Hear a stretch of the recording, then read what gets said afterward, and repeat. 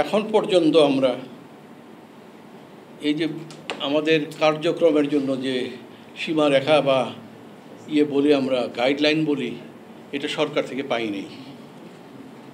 সুতরাং আমাদের আলাপ আলোচনাটা মোটামুটি আমাদের মন মতো আমরা করেছি।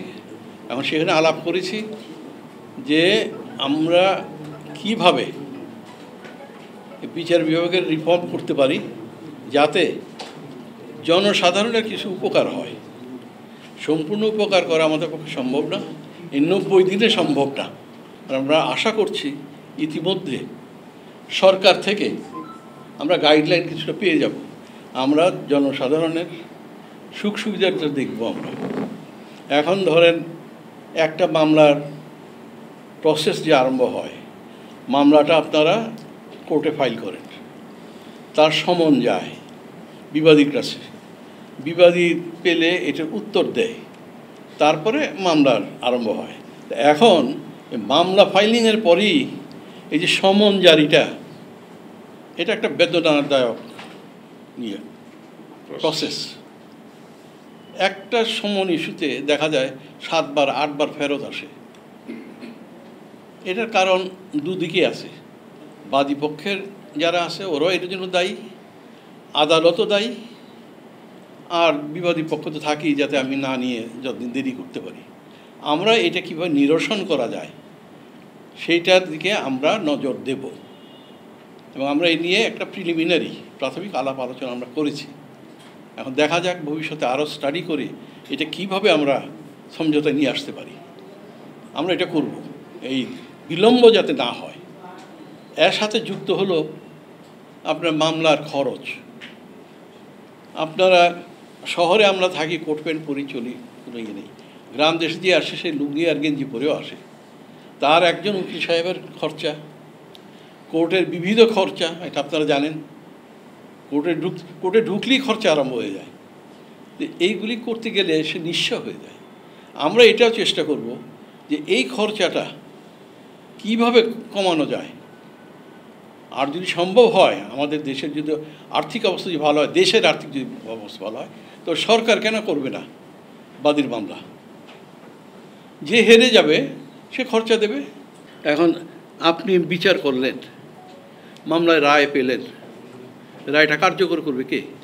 সরকার। তো আমরা সেপারেশন কীভাবে হলাম? তো সরকার ছাড়া তো আমরা চলতে পারতেছি না। সুতরাং অ্যাবসলিউট সেপারেশন, এইটা আপনাদের একটা ভুল ধারণা। অ্যাবসলিউট সেপারেশন হবে না। আমাদেরকে এই লেজিসলেশন বলেন, অ্যাডমিনিস্ট্রেশন বলেন, জুডিশিয়ারি বলেন, আমাদেরকে মিলেমিশে কাজ করতে হবে যে অন্যান্য যারা আছেন ওনারা জুডিশিয়ারিকে যাতে সম্মান করে। আমরা যে রায়টা দিলাম, এই 5 দিন 6 দিন শুনে তারপরে বাড়িতে বসে 3-4 দিন মাথা ঘামিয়ে তারপর রায়টা লিখলাম দিলাম, এটা যদি কার্যকর না হয় তা আমাদের এই খাটাখাটনির কী লাভ হলো? আমাদেরকে বেতন দিল ইয়েতে, এই পয়সাটা আমরা কেন খাবো? তো সুতরাং ওই সেপারেশন জুডিশিয়ারি যদি বলেন, কমপ্লিট সেপারেশন জুডিশিয়ারি বলতে কিচ্ছু নেই, কোনোটাই নাই। অ্যাডমিনিস্ট্রেশন চলতে পারবে না। এই যদি কোর্ট না থাকে, বিচার বিভাগ যদি না থাকে, দেশ চলতে পারবে না। সানবিট সব দিবে সামাল। সানবিট ম্যাজিক প্রেস, ডিশওয়াশিং এর মাথা ঘোরানো সলিউশন। দেশ চালাতে হলে আপনাকে একটা এজেন্সি থাকতে হবে, জুডিশিয়ারি, যার কথা সবাইকে শুনতে হবে।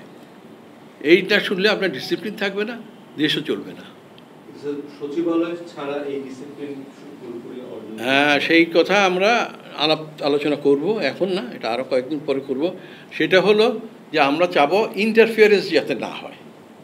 আমরা যা বলবো, আমরা ভুল করলে আপনার হায়ার অথরিটিতে যান, নিচের কোর্টে ভুল করলো অ্যাপিলেট কোর্টে যান, অ্যাপিলেট কোর্ট বললো হাইকোর্টে আসেন।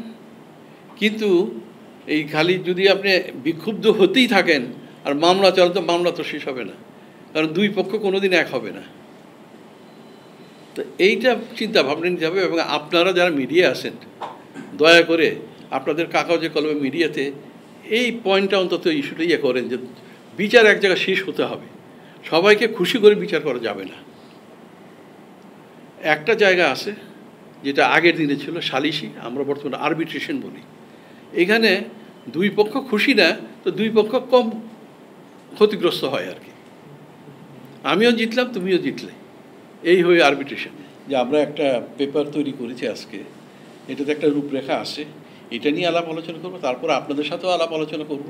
আপনাদের মানে নট অনলি মিডিয়া, আমাদের স্টেক হোল্ডার আছে, নিচের কোর্টে জুডিশিয়ারি আছে, সুপ্রিম কোর্ট বার অ্যাসোসিয়েশন আছে, ডিস্ট্রিক্ট কোর্ট বার অ্যাসোসিয়েশন আছে, বিভিন্ন জায়গায় আছে। তারপর আপনার ধরেন এই ব্যবসায়ী যারা আছে, ব্যবসায়ী সমিতি আছে, ওদের সাথেও আলাপ আলোচনা করতে হবে, কারণ ওদেরও তো অনেক বিচার থাকে, টেকনিক্যাল ওদের এটা।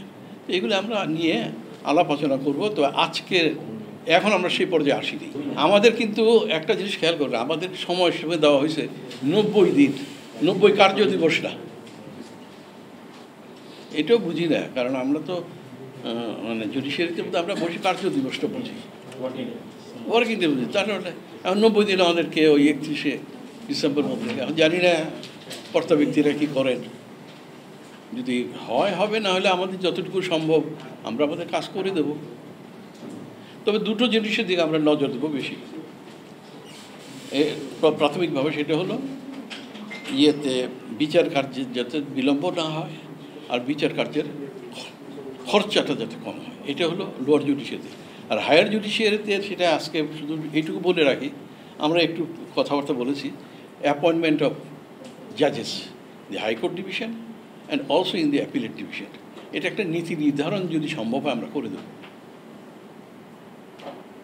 যে আপনি নিয়ে আসলেন আমার চাচা জজ করে দেন, এইটা আমরা করবো না, নীতি নির্ধারণ ঠিক করে দেব।